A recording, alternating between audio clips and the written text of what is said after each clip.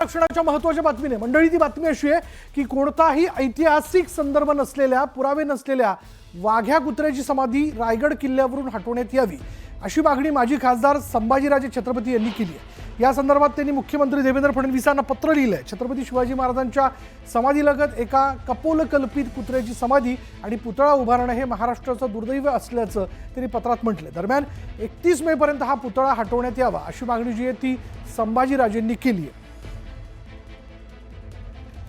त्यामुळे बघा जे पत्र छत्रपती संभाजीराजेंनी दिलेलं आहे ते पत्र आपण पुन्हा एकदा नजरेखालनं घालूया। त्यांनी रायगडावरनं वाघ्या कुत्र्याची समाधी हटवा अशी मागणी केलेली आहे।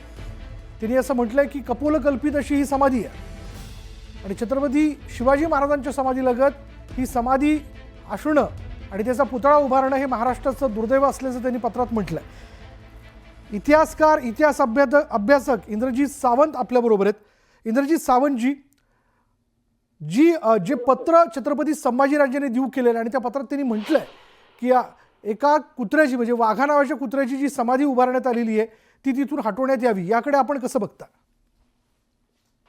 खरं तर हे जे कुत्र्याचं शिल्प बसवलं त्याचं नाव वाघ्या होतं का मोत्या होतं ह्याच्याविषयी कुठलेही पुरावे आपल्याकडे नाहीत। 1 नंबर। बर 2 नंबर शिवाजी महाराजांचा कुत्रा होता का याचेही कुठले पुरावे समकालीन किंवा उत्तरकालीन साधनांमध्ये नाहीत।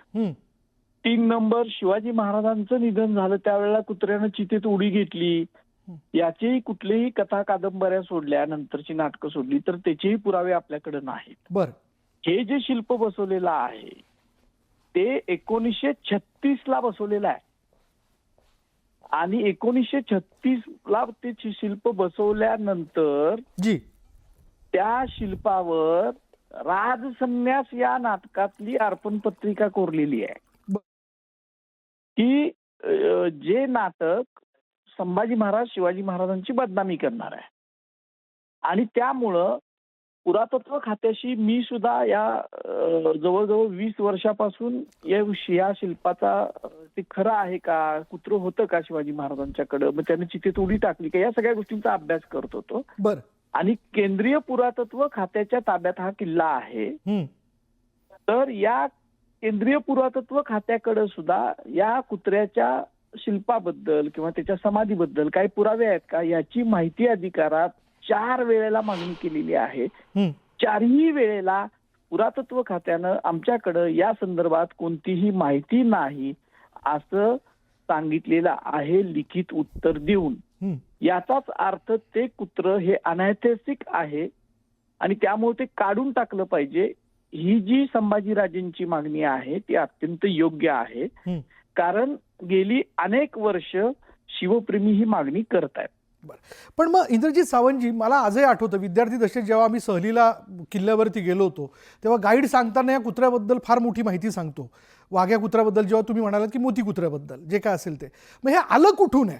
सोयीनुसार हे सगळं उभारण्यात आलं किंवा ते इतिहासात टाकण्यात आलं, नेमकं काय?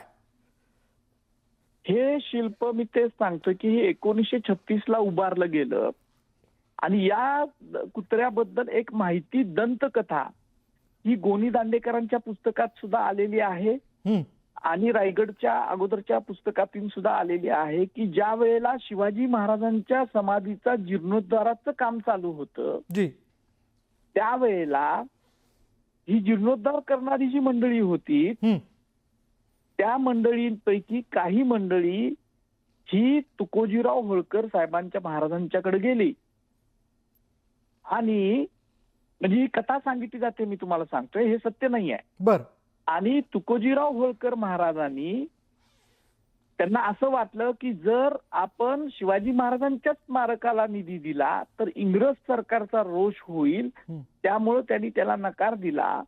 मग कल्पक जे हे काही मंडळी होती निधी मागणाऱ्यातली त्यांनी सांगितली की तुम्ही महाराजांच्या देऊ नका, तुम्ही कुत्र्याच्या समाधीला निधी द्या। बर ही अशी कथा जी तुकोजीराव होळकर महाराजांची बदनामी करणारी आहे ही तुम्ही गोनी दांडेकर साहेबांचं पुस्तक काढा, अनेक पुस्तकं काढा रायगडवरची, याच्यामध्ये दिली गेलेली आहे। बर पण समाधीचा जीर्णोद्धार 1926 ला पूर्ण झालाय। बर बर बर आणि ही कुत्र्याची समाधी 1936 ला बांधली गेली। मधल्या म्हणजे ही जी काही कथा आहे, आणि तुकोजीराव होळकर हे अत्यंत शिवप्रेमी होते. बर. त्यांनी शिवाजी महाराजांचं जे पहिलं चरित्र कृष्णाजी अर्जुन केळुसकर यांनी लिहिलेलं आहे, त्या चरित्राचं इंग्रजी भाषांतर करायला त्यात 1919-20 लाच निधी दिलेला होता. आणि त्यामुळं ते शिवाजी महाराजांच्या स्मारकाला निधी द्यायला घाबरत होते. हेच मुळात खोटं आहे. आणि तुकोजीराव होळकर साहेबांच्या कुत्र्याचं स्मारक रायगडवर करायचं, ही जी काही कल्पना कुणाच्या डोक्यातनं निघाली, जी, ते अत्यंत महान होते. पैशासाठी शिवाजी महाराजांच्या रायगड हा शिवाजी महाराजांचं तीर्थस्थळ आहे, आपण त्याला शिवतीर्थ म्हणतो. बिलकुल. आणि अशा ठिकाणी एक अनैतिक कुत्र की ज्याचा उद्गम राजसन्यास या नाटकात आहे. राजसन्यास या नाटकातल्या अर्पण पत्रिकेत आहे. ते कुत्र त्या ठिकाणी बसवलं गेलेलं आहे. जी, म्हणजे मुळात हे नव्हतं, इतिहासात त्याचे काही संदर्भ नाहीत आणि त्याचं शिल्प जे आहे किंवा त्याची समाधी जी आहे ती उभारण्यात आलेली आहे.